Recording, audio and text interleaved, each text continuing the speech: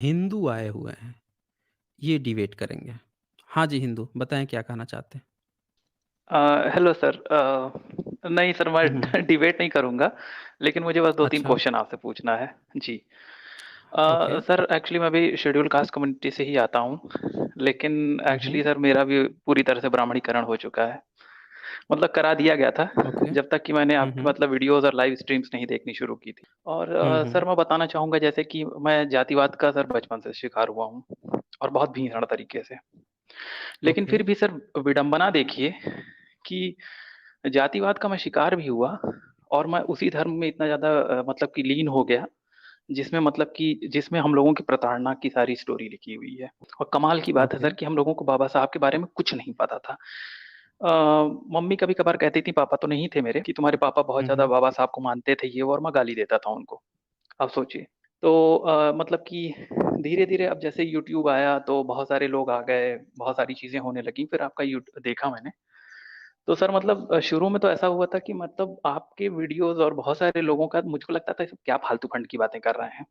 क्योंकि सर हुँ, मैं हुँ। वो हूँ कि मतलब मैं तो बहुत छोटा था तभी रामायण पढ़ डाला पूरी।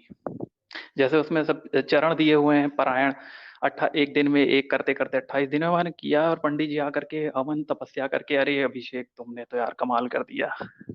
मुझको तो साक्षात अच्छा, भगवान के दर्शन हो रहे थे। तो सर इस तरह की स्थिति थी मेरी, इस तरह की। ओके। और मैं सही बात बताऊँ मतलब जब से आप ये सब चीज़ें मुझको बताएँ हैं सर, मैं काफ़ी अकेला फ़ील करता हूँ। मतलब समझिए कि एक ऐसा मतलब कह सकते हैं भ्रम का पुलिंदा ही था, जिसके आस-पास हुँ, हुँ। मतलब मुझको दुनिया ही कुछ और अलग दिखाई दे रही थी। अब मैं बहुत ज़्यादा अकेला सर सच में मतलब ये बात यकीन करना बड़ा मुश्किल है कि सर ईश्वर नहीं है। मैं तो अपनी इतनी लाइफ़ में मतलब मैं कभी इस बात की यकीन ही नहीं कर सकता था कि ईश्वर नहीं है। इस तरह से ओके। दिखाया गया हर चीज़ है सर। हॉरर मूवी देखिए, उसमें भूत है, भूत को अंत में ले जाकर के शिव मंदिर में रख दे रहे हैं, खत्म हो जा रहा है कि नहीं? हुँ, हुँ। बचपन से जब आप पैदा हुए हम लोग तो रामायण देखे, महाभारत देखे, क्रमिक रूप से सर हम लोगों के दिमाग में इस चीज़ को भरा गया है, क्रमिक रूप से। हुँ। आप यकीन नहीं करेंगे, मैं जाता था पंडित जी के यहाँ, वो मुझसे कहते थे कि हनुमान मंदिर में तुम सवेरे आओ और तुमको लगाते हैं सर वो सिंदूर और चमेली का तेल, लेकर के आना, हुँ, हुँ। तुम्हारा काम हो जाएगा। और मैं लेके गया हूँ। आपको पता है उसमें कई लोग तो थे देसी घी लेकर के आते थे। इस तरह की स्थिति है मेरे घर में, मेरी मम्मी की स्थिति ये है कि अगर पंडित जी उनसे कह दें कि आपको एक टाँग पे आना है, वो एक टाँग पे जाएँगी सर, ये स्थिति है। और हैं हम लोग ओह! दलित और भयंकर हाँ। पीड़ित हुए हैं। मैं तो सर इतनी गाली सुना हूँ जात के नाम पे। हुँ, हुँ। हर चीज़ में कोई भी आकर के डायरेक्टली पूछ देगा, "यार तुम आरक्षण लेते हो? क्या ज़रूरत है तुमको?" ये है, वो है। मैं आज तक नहीं कभी सर, जब तक मैंने आपकी स्ट्रीम नहीं देखी थी तब तक मैं नहीं जान पाया था कभी इस चीज़ की सच्चाई। और सर आपकी स्ट्रीम देखने से मुझको मतलब अंदर से बहुत ज़्यादा हिम्मत आई। बाद में अब जब आपकी बातें सुनी तो सर मुझको इस बात का रियलाइज़ेशन होता है कि यार हम लोगों के घर में तो हमारे बाप-दादे तो गुलामी खटे हैं, है कि नहीं? और हम हुँ, लोग ज़िंदगी हुँ। भर गुलामी कहे, हमारे लिए उनको बताने के लिए कुछ नहीं था, कि बेटा हम लोग क्या थे, हम लोगों की मान-मर्यादाओं को तो हमेशा तहस-नहस किया गया। बहू-बेटियों का बलात्कार करना, घर में आग लगा देना। मेरे बहुत सारे राजपूत दोस्त थे, बताते थे मेरे दादा गए गाँव फूँक दिए दलितों का। तो सर मुझे बुरा लगता हुँ, था हुँ। कि यार हम लोग कितने दबे-कुचले हैं, हमारे आत्मविश्वास ऑटोमैटिकली नीचे हो जाता है। और एक वहीं जहाँ हुँ, हुँ। मतलब ब्राह्मण का लड़का है, उसके घर में जो कहानी चल रही है, सर ये भी श्रुतियों के ही आधार पे, वो अभी भी उनकी ज़िंदगी, जब आप बहुत सारी चीज़ें पूछते हैं कि मुझको प्रमाण दिखाओ, वो प्रमाण कहाँ से दिखाएँगे क्योंकि सब कुछ तो श्रुतियों के आधार पे चल रहा है। मैं भी जब पंडित हुँ। जी के पास जाता हूँ या फिर कहीं जाता हूँ तो सर वो श्रुतियों के आधार पे ही मुझको बताते हैं कि हाँ, ये है, भगवान के ऊपर विश्वास करो सब ठीक हो जाएगा, ये है, वो है। आप लिटरली मैं बता रहा हूँ ओबीसी भी काफ़ी एक यादव महिला थी, वो तो काफ़ी बड़ी भक्तिन थी। वो तो उनसे तो बहस हो गई हुँ। थी मेरी, इसी में शास्त्रार्थ भी हो गया था। तो बहुत सारी चीज़ें हैं सर। और मैं बस ये चीज़ कहना चाहता था सर, जैसे रामचरितमानस है, sir it looks so real, मतलब ये तो बहुत ज़्यादा रियल लगता है, जैसे कि हाँ, त्रेता युग था और अब भगवान चले गए हैं और एक दिन आएँगे कल्कि रूप लेकर के और हम लोगों का कल्याण करेंगे। मैं नहीं समझ पाता हूँ सर कि समाज इतना ज़्यादा बुरी तरह से फँसा हुआ, मतलब कैसे वो बाहर निकलेगा? मुझको हुँ। बहुत मुश्किल कभी-कभी दिखाई देती है इस चीज़ में।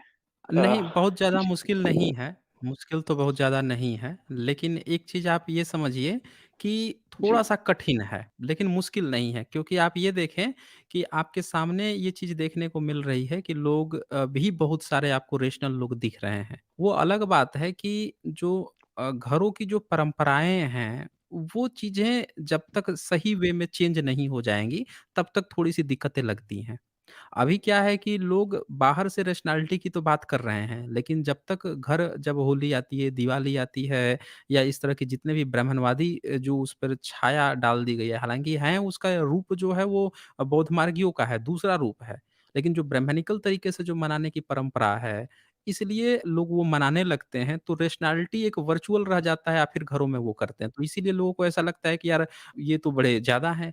दूसरी बात क्या होती है कि जो नास्तिक हैं उनके पास वो कोई मंदिर उनका अपना कोई मंदिर है नहीं, जो आपको दिखाई दे। उनका अपना कोई रास्ते में कोई काँवड़ यात्रा है नहीं, कोई जुलूस है नहीं कि वो रोड पर निकले तो पब्लिक को दिखाई दे कि हाँ, देखो नास्तिक जा रहे हैं।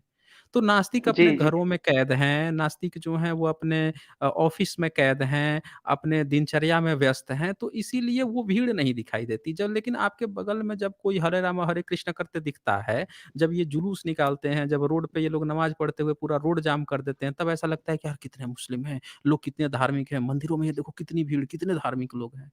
तो नास्तिकों की गैदरिंग नहीं दिखती है ना, इसलिए ऐसा लगता है कि बड़ा मुश्किल सा है चेंज करना। लेकिन ये चेंज हो रहा है, तेज़ी से हो रहा है और भी आपको देखने को मिलेगा। हो सकता है कि आप जिस परिवेश में रह रहे हैं, वहाँ पे थोड़ा-सा आपके अगल-बगल का लोग नहीं चेंजेज़ दिख रहा होगा, पर वहाँ पे भी चेंज आएगा, थोड़ा धीमे आएगा। ठीक है हिंदू। जी सर। सर मैं 1-2 चीज़ पूछना चाह रहा था यदि आप बुरा ना मानें, थोड़ा द हाँ, 5 हाँ, मिनट समय हाँ। लूँगा आपके क्योंकि ये बिल्कुल। क्वेश्चन पूछना मेरे लिए बहुत ज़रूरी है आपसे। सर हाँ, मैं ज़रूर, एक चीज़ ज़रूर। कहना चाहता हूँ जो हमारे यहाँ जो ये चीज़ें हैं, सर मैं बताऊँ जैसे मेरी नानी थीं, हैं? उनको हुँ, हुँ। देवी उनके सर पे आती थी और उस समय मतलब ओके। उनकी अजीब हरकतें हो जाती थी, आवाज़ चेंज हो जाती थी। सर ये चीज़ हुँ, हुँ। मैंने कई जगह देखा है, जैसे हमारे यहाँ ओझा-सोखा होते हैं, है ना? मेरे हुँ, घर में लोग हुँ, जाते हुँ। थे बचपन से। सर ये चीज़ देख कर के मैं बहुत ज़्यादा मतलब अंदर से एक होता है मतलब जैसे एक बच्चा है सर, वो कैसे इस चीज़ को एक्सप्लेन करेगा? आई मीन साइंस जैसे किसी चीज़ को एक्सप्लेन करता है, लेकिन मैं कैसे एक्सप्लेन करूँगा? मैं तो एक छोटी-सी जगह पे रह रहा हूँ, मुझे पता ही नहीं लगेगा। तो सर ये सारी चीज़ें मेरे दिमाग पे बहुत बुरा इफ़ेक्ट डाली, जिसकी वजह से मैं बहुत ज़्यादा धर्म की ओर उन्मुख हुआ और बुरी तरह से। ये चीज़ थी सर, तो आप इसके बारे में क्या कहेंगे सर? मतलब ये जो भूत-प्रेत, है ना? हम लोगों के यहाँ बहुत हुँ, ज़्यादा हुँ। चलता है कि अरे ये ज़मीन नहीं ठीक है, यहाँ पे ये है। तो यहाँ पे जैसे लोकल होता है, बने रहते हैं ना मज़ार, वहाँ पे जाते हुँ, हैं। हुँ। तो अरे इनके यहाँ और कहानियाँ भी बहुत सारी आपको इस तरह से सुनने को मिल जाएँगी, जो समाज में प्रचलित हैं। यूट्यूब पे भी बहुत सारे लोग कहानी सुना रहे हैं, अच्छा ऐसा हो गया था, वैसा हो गया था। तो सर ये चीज़ है जो समाज में ऐसा है, जो हम लोगों को मतलब कहीं न कहीं विश्वास दिलाता है। ये है सर। अब देखें हिंदू जो आपका ये जो प्रश्न है भूत-प्रेत वाला इसको थोड़ा-सा ध्यान से समझने की ज़रूरत है। जी। इसमें मेरा अपना पर्सनल इसमें अपना एक्सपीरियंस कहिए या मेरा अपना पर्सनल आप सर्वे समझ सकते हैं। थोड़ा-सा आपका बैकग्राउंड साउंड आ रहा है, तो मैं थोड़ा देर आपको कहूँगा कि आप म्यूट रहें। इसमें मेरा जो अपना सर्वे है उसमें मैं ऐसे कम से कम 15-20 केस देख चुका हूँ, अपने आँखों से देख चुका हूँ, जिसमें कई महिलाएँ जो हैं या पुरुष जो हैं वो ये दावा किए हैं कि उनके ऊपर काली माई आ गई हैं, कोई देवी-देवता आ गए हैं और वो तरह-तरह के वो क बातें करने लगते थे, अपना सर बाल खोलकर ऐसे झूमने लगते थे। वो जो हैं उनके घर में ही कोई पुरुष होता था, उनसे बड़ा पुरुष होता था, उसको नाम लेकर बहुत बेइज़्ज़त करके जिसको वो बड़े आदर से बोलना चाहिए, उसको भी बड़ी बेइज़्ज़ती से बोलते थे। उनको ऑर्डर देते थे कि ये कर, वो कर, इस तरह के और लोग जो हैं उनको देवी माँ आ गई, देवी माँ कह के उसको थोड़ा-सा इज़्ज़त वगैरह देने लगते थे और थोड़ा-सा सही से बात करने लगते थे। इनमें से कई लोग बड़े अच्छे से सही हो गए और इसमें से बहुत सी औरतें जो हैं वो भी ठीक हो गईं। कारण क्या था इनका पूरा जो सर्वे का आप रिज़ल्ट देखेंगे जब तक आप सर्वे का अभी ये फर्स्ट लुक है। ये उस तरह से है कि जैसे किसी ने किसी पे एलिगेशन लगा दिया या किसी ने जैसे आज का जो अभी टॉपिक चल रहा है कि कुछ लोगों ने बोल दिया कि भई देखो वाल्मीकि रामायण में ये कहीं लिखा नहीं है और दिव्यकीर्ति ने ये बोल दिया, वो बोल दिया, ऐसा लोग प्रचारित कर दिए। अब किसी ने वाल्मीकि रामायण खोला, नहीं दिखा तो कहा हाँ यार वो झूठ बोला है, उसने तो तुलना कर दी। ये फर्स्ट इंसिडेंट है। पर क्या ये महाभारत में उन्होंने बताया है कि रामोपाख्यान में लिखा है, उसने ये खोल के नहीं देखा? लेकिन वो खोलेगा तो आपको दिक्कत तो ये दूसरा सीन है। यही केस यहाँ पे है। ये तो एक सीन था कि उसने ऐसा किया या ऐसा लोग करते हैं। अब हमें जानना होगा कि ऐसा लोग क्यों करते हैं? हम लोग यही नहीं पता लगा पाते। जब ये पता लगाइएगा ना कि ऐसा लोग क्यों करते हैं और क्या वो ठीक हो सकते हैं, ये 2 संभावना है, तब आपको पूरा चीज़ पता चल जाएगा। अब इसका जुड़ाव इतिहास से है। इतिहास से कैसे है, तो आप देखेंगे कि जो वज्रयानी थे, वो स्त्री का ही एक मुखौटा टाइप का लगाते थे और आज भी बहुत सारे घरों में छतों पर वो वैसा सीन बने हुए आपको दिख जाएगा, विशेषकर नॉर्थ इंडिया में। जहाँ-जहाँ वज्रयानी बौद्धों की जहाँ परंपरा रही है, वहाँ पे आपको मिल जाएगा। अभी भी एक जीभ निकाले हुए औरत, काली-सी औरत होगी और आँखें लाल-लाल टाइप का लगाए हुए मिल जाएगी। तो वो लगाते थे। इसका कारण ये था, ये महिला सशक्तिकरण था कि महिलाएँ किसी से कम नहीं हैं। और जब मैंने दुर्गा वाली सीरीज़ की थी, दुर्गा काली वाली, तारा देवी और मंजूश्री का, उसमें मैंने दिखाया था कि इनके हाथों में अस्त्र-शस्त्र दिखाया गया कि महिलाएँ भी किसी से कम नहीं होती हैं। और ये सबसे ज़्यादा नॉर्थ इंडिया में पाया गया, जहाँ महिलाएँ जो हैं अपने को इस चीज़ से जोड़ कर देखती थी कि मैं शक्तिशाली हूँ और मैं जो है अन्य पुरुषों से भी ज़्यादा ताकतवर हूँ, ये चीज़ हूँ। तो वो आज भी जो ट्रेडिशन चलाती हैं, वो ये महिलाएँ कह रही हैं कि वो काली जो दिखाया जाता था इतिहास में, वो हमारे सर पे आ रही हैं। ये महिला सशक्तिकरण था। लेकिन यहाँ पे हुआ क्या है कि जब मुगलों का शासन आ जाता है, मुस्लिमों का शासन आ जाता है, ब्राह्मणवादी तंत्र आ जाता है, ये सब मिल के भारत की जो महिलाएँ हैं, उनको आर्थिक रूप से शोषण करना शुरू कर देते हैं, सामाजिक रूप से शोषण करते हैं, उनकी दिशा-दशा खराब हो जाती है। उनका अपने घर में अब बौद्ध मार्ग में जो भिक्षुणी थी, वो घर से बाहर जाकर छात्रावास में रह सकती थी, प्रचार-प्रसार के लिए जा सकती थी, स्वतंत्रता थी। लेकिन ब्राह्मणिकल धर्म में औरत को बाहर निकलना बंद और उसमें से औरतों को पर्दा रखना सिखा दिया और जो मुस्लिम शासन आया, जिसने अगले 700-800 साल तक शासन किया, उसने भी यही चीज़ कहा कि भाई औरत को पर्दे में रहना चाहिए। तालीम-वालीम जो लेना है घर में ही ले लो और पर्दे में रहो। उसने भी यही चीज़ कहा। तो भारत की जो महिलाएँ स्वच्छंद रूप से रहती थी, इन पे दोहरा प्रभाव पड़ गया। मतलब कुठाराघात हो गया इनकी स्वतंत्रता पे। तो वो महिलाओं के अंदर की जो कुड़न थी, वो उनको याद है कि नॉर्थ इंडिया में जो पालवंशीय लोग जो मंजूश्री, तारा देवी की इस तरह की मूर्तियाँ बनाते थे, वही बोलती हैं कि वो चीज़ मेरे ऊपर आ रही है कि मैं किसी से कम नहीं हूँ। मैं ताकतवर हूँ। अब हुआ क्या कि धीरे-धीरे ये परिवर्तित होते गया, वो चीज़ विलुप्त कर दी गई, वो ज़मीन के नीचे चली गईं। आज क्या हो गया कि जिन महिलाओं को जो कष्ट हो रहा है, वो महिला जिनको अब घर में इज़्ज़त नहीं मिलती है, जिनको घरों में उनको ऐसा लगता है कि मुझसे सही से बात नहीं कर रहे हैं, मुझे इज़्ज़त नहीं दे रहे हैं, मेरी कम अनदेखी हो रही है, तो वो इज़्ज़त लेने के चक्कर में अपने को दिखाती है कि मैं दुर्गा जैसी हूँ। जिसकी तुम लोग पूजा-पाठ करते हो ना, वो साक्षात मेरे ऊपर आती है। तुम लोग एक देवी की पूजा करते हो, मेरी इज़्ज़त नहीं करते, तो वो ये दिखाती है कि वो देवी मैं ही हूँ। तो कहीं-कहीं पे सक्सेसफुल हुआ। तो जहाँ पे ये सक्सेसफुल हुआ, वहाँ पे महिलाएँ जो हैं इस प्रथा को दोहराने लगी, कि इन मर्दों से इज़्ज़त लेनी है, घर-परिवार से इज़्ज़त लेनी है, तो ये इस तरह का कुछ दिखाना पड़ेगा कि हम ताकतवर हैं, कमज़ोर नहीं हैं, हमको कमज़ोर मत समझो। जिस देवी-देवता की तुम लोग पूजा करते हो, साक्षात मेरे ऊपर आती है, मैं देवी का रूप हूँ। इसी कारण से मैंने ये चीज़ देखा कि जिन-जिन महिलाओं ने ऐसा किया, उन महिलाओं का बैकग्राउंड में कहीं न कहीं वो गुस्सा थी। उनका गुस्सा जो है पति से था, फैमिली से था, समाज से था और वो गुस्सा जो है उस पल में निकालती थी इस तरह से करके। आप जहाँ पे भी ये महिलाएँ जो कर रही हैं, उनका आप बैकग्राउंड चेक करें, पूरा उनका मनोवैज्ञानिक विश्लेषण करें, आप यही चीज़ पाएँगे, वो खुश नहीं हैं। भारत में हैप्पीनेस इंडेक्स इतना डाउन है, ये एक सबसे बड़ा कारण है। खुश नहीं है यहाँ पे कोई भी महिलाएँ। यहाँ पे एक तो प्रथा आ गई है कि यहाँ पे महिलाओं की शादी हो जाती है और शादी होके घर जब जाती हैं दूसरे घरों में, तो बर्तन माँजिए, खाना बनाइए, पकाइए। न पहले के लोग सोचते थे कि लड़की जॉब कर सकती है, सबने पर्दे में रखा, पर्दे में रखा। भारत का कल्चर था कि महिलाएँ जो हैं वो उन्मुक्त रहती थीं। आप यहाँ की मूर्ति कला देख सकते हैं। महिलाओं की यहाँ पे स्वतंत्रता थी, वो स्वतंत्रता खत्म कर दी गई। तो वो जो गुस्सा और द्वेष है वो इन चीज़ों में निकल रहा है। कहीं-कहीं कुछ केसेस में ये देखा गया कि कुछ महिलाओं को मानसिक रोग भी हो जाता है। तो वो मानसिक रोग होने के कारण भी ऐसा करती हैं। लेकिन ज़्यादातर केस में ये पाया गया कि महिलाओं ने ये टेंडेंसी उनका जो पीछे का जो गुस्सा था, उस गुस्से को एक साथ निकालने के लिए और लोगों में अपनी वो दिखाने के लिए मैं किसी से कम नहीं हूँ, इस कारण से उसका प्रयोग किया था। ये सिंपल से कारण है। जी Hindu. Yes sir, thank you. Sir, मैं एक बात ये कह रहा था कि जैसे आपने कहा कि हम लोग जैसे रामचरितमानस पढ़ते हैं और उसमें बहुत सारी चीज़ें थीं, चलिए डॉक्टर विकास देवी कीर्ति उन्होंने उठा दिया, आपने उठा दिया। सर, पढ़ा मैंने भी है, मेरी हिम्मत नहीं कभी पड़ी। मैं कभी इतनी हिम्मत नहीं जुटा पाया कि मैं जाकर के ऐसा क्वेश्चन पूछूँ और मतलब कि मैंने पूछा एक बार पंडित जी से, उन्होंने कहा कि अभिषेक ये सारी चीज़ें गोपनीय हैं, इनको ज़बान भी नहीं हिलनी चाहिए, ऐसे पढ़ा जाता है। तो ये सारी चीज़ें हैं सर, बहुत सारी। किसने कहा कि ये गोपनीय है? ये हमारे एक पंडित जी हैं, पंडित जी थे, उन्होंने कहा कि ये हाँ, तो सारी चीज़ें बहुत ही हाँ, गोपनीय तो हैं, ये वो सब बहुत। हाँ, वो कहेगा ना पंडित, पंडित का तो धंधा चल रहा है, पोल खुल जाएगी ना। ये बताइए हाँ गोपनीय सर, कैसे हैं? ये किताब में तो बिक रहा है, दुनिया किताब सही खोल-खोल के बात। पढ़ रही है, गोपनीय कैसी है? प्रतिबंधित है क्या वो? पूछते ना उससे, कि जैसे मदर इंडिया को अब प्रतिबंधित कर दिया गया, पूरा पोल खोल दी थी, कोई भी इंग्लिश का मदर इंडिया नहीं पढ़ सकता, हिंदी अनुवाद पढ़ सकता है। जो मॉडिफ़िकेशन कर दिया गया है उसमें, उसको कोई पढ़ सकता है, इंग्लिश वाला नहीं पढ़ सकता भारत में। खरीद भी नहीं सकता, प्रतिबंधित। हाँ, तो तो जैसे पूछ अगर लीजिए आप अभी इनसे कि देखें गोपनीय रामचरित है। हाँ, हाँ। हाँ, हाँ, बोलिए। जी, जी। रामचरितमानस में अगर आप देखिए सर, कि उसमें ऐसा हुँ, हुँ। कांड दिखाते हैं कि मतलब कि बहुत सारे लोग पहचान ही नहीं पाए कि श्री राम एक रामचंद्र जी भगवान हैं, ठीक है? वो मानव की तरह उनको ट्रीट किए और कुछ लोग पहचान गए। और मज़े वाली बात ये है कि सुग्रीव नहीं उनको पहचान पाते हैं, लेकिन फिर अचानक से उनका मतलब सब लोगों को पता चल जा रहा है अचानक से।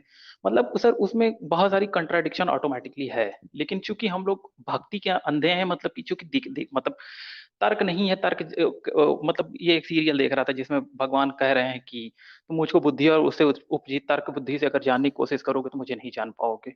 तो इस तरह की चीज़ें पहले ही दिमाग में बैठा दी गई हैं कि देखो तर्क-वर्क मत करो, ईश्वर है, मानोगे तुम्हारा सारी इच्छाएँ पूरी होंगी। तो हाँ, तो ये चीज़ है सर। देखें, हिंदू एक चीज़ समझें, पहले तो एक बात आप ये समझिए कि इन धार्मिक किताबों को किसी भी नन ब्राह्मण ने नहीं लिखा है, ना किसी क्षत्रिय ने लिखा है सो कॉल्ड, ना किसी वैश्य ने लिखा है, ना शूद्र ने लिखा है, ना अंत्यज ने लिखा है, ना आदिवासी ने लिखा है। किसी ने नहीं लिखा है, अंत्यज मतलब भी एससी, एसटी दोनों वर्ग आ जाते हैं। शूद्र में ओबीसी आ जाता है। इनमें से किसी ने नहीं लिखा है, उसको लिखा है ब्राह्मण ने। और क्या आपको लगता है कि ब्राह्मण इतना ज़्यादा विद्वान है, चतुर है कि किताब लिखेगा और सारी चीज़ें सही-सही लिख देगा, सिलसिलेवार ढंग से लिख देगा, जैसा आप सोचते हैं, वैसी ही चीज़ें लिख देगा? उसके अंदर जितना उसका बुद्धि है, उस हिसाब से लिखा।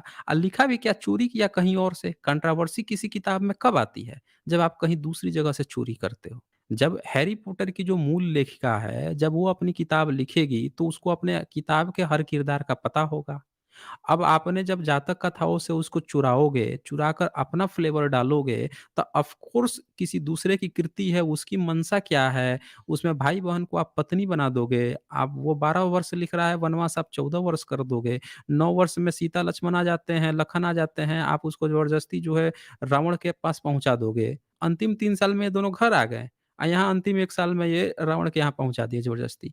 तो जब ऐसी चीज़ें लिखोगे तो वो ऑफ़ कोर्स उसमें मिलावट मिलावट ही उसको कहा जाएगा ना, कि भई वो तुमने लिखा है, ब्राह्मण ने लिखा है, ब्राह्मण ने कंट्रोवर्सी वही दावा कर रहा है कि हम ढो के लेकर आए हैं। तो इसमें अगर वो ये दावा कर रहा है कि मिलावट हुई है या कंट्रोवर्सी है तो ये उसकी गलती है, हमारी गलती थोड़े है।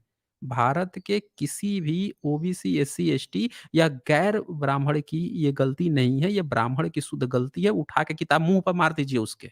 नहीं चाहिए हमको ऐसी धूर्तता वाली किताब। दावा कर रहा है वो कि पीढ़ी दर पीढ़ी हम ढो के लाए हैं। अब पकड़ में आ गया, हम पढ़ने लगे तो बोल रहा है कि मिलावट हो गई। जब हम में से कोई पढ़ा ही नहीं, राजपूत तक कोई संस्कृत नहीं पढ़ा, जिसको कहता है कि ये लोग शासन किए क्षत्रिय, भई वो तक किताब नहीं लिखा तो ये पूरी की पूरी गलती जो है ए टू ज़ेड जो है ब्राह्मण की है। उसके मुँह पर मारिए किताब अगर वो कहता है कि गोपनीय है, ये है। नहीं चाहिए हमको ऐसा फर्जी किताब। इतनी गंदी-संदी बातें लिखी है या कह रहा है कि इसको माता मानो। बताइए मुझे, सीता के चरित्र पर ऐसी गंदी-संदी बातें लिखा है, उनके अंगों के बारे में ऐसी-ऐसी चीज़ें हर जगह लिखा है। कालिदास की या किताब जो बताई जा रही है उसमें इतनी गंदी-संदी बातें लिखी हुई हैं और ये सब कह रहे हैं कि ये हमारे पार्वती जी हैं, देवी-देवता हैं।